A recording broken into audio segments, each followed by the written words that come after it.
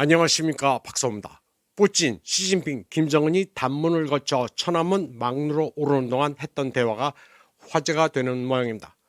어깨를 나란히 하며 걷는 동안 푸틴은 이번 세기의 인류의 장기는 부단히 이식돼 살면 살수록 젊어져 장생불로할 것이라고 말합니다. 시진핑도 여기에 화답하면서 이번 세기에 150세까지 살 수 있다는 예측도 있다고 말합니다. 그저 생명공학의 발달로 미래의 기대 수명이 늘어난다는 일반적인 대화를 한 것뿐입니다. 요즘에는 생명공학이 발달해 장기도 인공으로 만들어내는 추세입니다. 통역사의 음성이 마이크에 그대로 전달되자 일부 매체들은 난리가 났습니다. 독재자가 오래 살 궁리를 한다는 식으로 기사를 쓰고 있습니다. 무슨 못할 말을 한 것도 아닌데 이게 큰 기사거리가 되는지 이해가 안 됩니다. 푸틴 대통령의 기자회견에서도 이 질문이 나왔습니다. 푸틴 대통령은 시진핑 주석과 열병을 관람하려 할 때 그 얘기를 했다면서 옛날에 베를루스코니 전 이태리 총리도 이 화제를 말한 적이 있다고 밝혔습니다. 푸틴 대통령은 현대 의료수단, 의료자원, 외과 수술은 모두 장기 이식과 관련이 있다고 설명했습니다. 그리고 그러한 의료기술은 사람들이 적극적으로 생활하며 희망에 충만하도록 만들어준다고 말했습니다. 그게 지금 이번 세기에 될지 그리고 나라마다 사정은 다르겠지만 인류의 기대 수명을 현재 높여줄 것은 확실하다고 말했습니다. 그러면서 기억이 맞는지는 모르겠지만 유엔도 2050년까지 그런 추세를 예측했다고 설명했습니다. 그리고 2050년이 되면 지구에서 65세 노인 인구는 5, 6세 아동 인구를 넘어설 것이라고 말했습니다. 그는 인구 노령화가 사회, 정치, 경제적 후과를 불러올 것이라고 설명했습니다. 푸틴 대통령은 굉장히 노련합니다. 말꼬리를 잡고 늘어지려는 미디어를 보기 좋게 압도했습니다.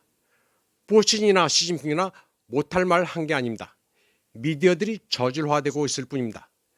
그는 또 푸틴, 시진핑, 김정은이 반미 음모를 꾸미고 있다는 트럼프의 발언도 웃어넘겼습니다. 트럼프 대통령이 유머러스한 사람이라면서 알래스카 회담 이후 러미 양국 협상에 대해 다들 긍정적으로 생각한다고 말했습니다. 그리고 트럼프를 모스크바에 초청하고 싶다고 밝혔습니다. 첨언하자면 인도네시아의 프라보워 수비안토 대통령은 국내 소유 사태로 전승절에 못 올 것 같다가 결국 부랴부랴 참석했습니다. 러시아 매체들은 인도네시아 소유 사태도 글로벌리스트가 사주한 것으로 보고 있습니다. 트럼프는 9.3 열병식이 스펙타클 했다면서도 시진핑이 미국의 제2차 세계대전 공헌을 언급하지 않은 데 대해 유감을 표시했습니다. 그런데 그렇다고 해서 러중북 세 나라가 반미를 도모했다고 비난하는 것은 유머러스하다는 반응을 푸틴 대통령이 보였습니다. 타이완의 환위 신원은 2015년 열병식 당시에는 한국의 박근혜 대통령이 푸틴과 같은 행렬에 섰었다고 회고했습니다. 그리고 이번에 김정은이 선 위치는 당시 후진타오가 있었던 자리라고 말했습니다.